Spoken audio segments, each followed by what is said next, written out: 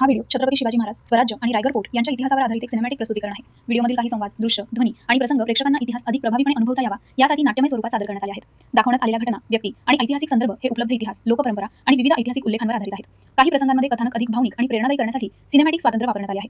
या व्हिडिओचा उद्देश कोणत्याही व्यक्ती, समाज, धर्म किंवा ऐतिहासिक घटनेचा अपमान करणे नसून मराठ्यांचा गौरवशाली इतिहास नव्या पिढीपर्यंत पोहोचवणे हा आहे. जर तुम्हालाही शिवरायांचा आणि स्वराज्याचा अभिमान असेल तर हा व्हिडिओ प्रत्येक मराठी माणसापर्यंत नक्की पोहोचवा आणि अशाच दमदार इतिहासाच्या कथा पाहण्यासाठी आपल्या चॅनलला सबस्क्राइब करा, कारण इथे इतिहास फक्त सांगितला जात नाही, तो जिवंत केला जातो. स्वराज्य हा इतिहास नाही, ती प्रेरणा आहे. लोक रायगडावर फिरायला येतात, फोटो काढतात. हर हर त्यांना माहिती नाही या दगडांमध्ये अजूनही इतिहास जिवंत आहे. मी पाहिलंय हजारो मावळे स्वराज्यासाठी रक्त सांडताना. मी ऐकलंय हर हर महादेवच्या गर्जनेनं थरथरणारं आभाळ. आणि मी पाहिलंय एक राजा ज्यानं गुलाम हिंदुस्थानाला स्वराज्याचं स्वप्न दाखवलं. मी रायगड हर हर छत्रपती महादेव. तेव्हा माझं नाव होतं रायरी. अंधारात हरवलेला, विसरलेला. पण एक दिवस सह्याद्रीचा वाघ माझ्याकडे आला. शिवाजी महाराजांनी माझ्यात फक्त किल्ला पाहिला नाही, त्यांनी माझ्यात स्वराज्याची राजधानी पाहिली. सन 1656 मध्ये महाराजांनी मला जिंकून घेतलं आणि त्या दिवसापासून मी रायरी नव्हतो, मी रायगड झालो. मी रायगड स्वराज्याच्या प्रत्येक मोठ्या क्षणाचा साक्षीदार आहे. 6 जून 1674 माझ्या अंगणात इतिहास घडला. छत्रपती शिवाजी महाराज यांचा भव्य राज्याभिषेक झाला.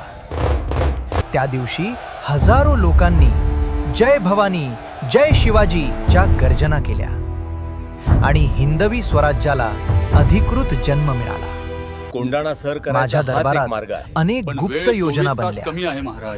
मोगलांविरुद्धचे डाव आखले गेले. इथूनच स्वराज्याचा विस्तार ठरवला जायचा आणि हजारो मावळे मोहिमांवर निघायचे. इंग्रज, डच, पोर्तुगीज यांचे दूत रायगडावर महाराजांना भेटायला येत होते. त्यामुळे रायगडाची कीर्ती परदेशातही पोहोचली. राज्याभिषेकानंतर महाराजांनी दक्षिणेकडे मोठ्या मोहिमा करून स्वराज्य अधिक मजबूत केलं. मी पाहिलंय संभाजी महाराज यांना युवराज घोषित करताना. मी स्वराज्यातील संघर्षही पाहिले. आणि मग आला तो काळा दिवस, 3 एप्रिल 1680. माझ्याच कुशीत छत्रपती शिवाजी महाराजांनी अखेरचा श्वास घेतला. त्या रात्री संपूर्ण रायगड शांत झाला होता. ना रणशिंग, ना जयघोष, फक्त स्वराज्य रडत होतं. शिवराय गेल्यानंतर स्वराज्यावर संकटांचं वादळ आलं. हर हर मोगलांनी मला जिंकण्याचा प्रयत्न केला.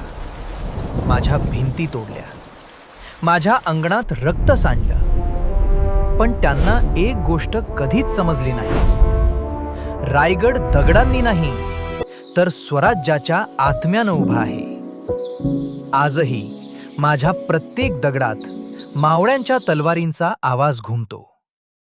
आजही वाऱ्यासोबत हर हर महादेव ऐकू येतं.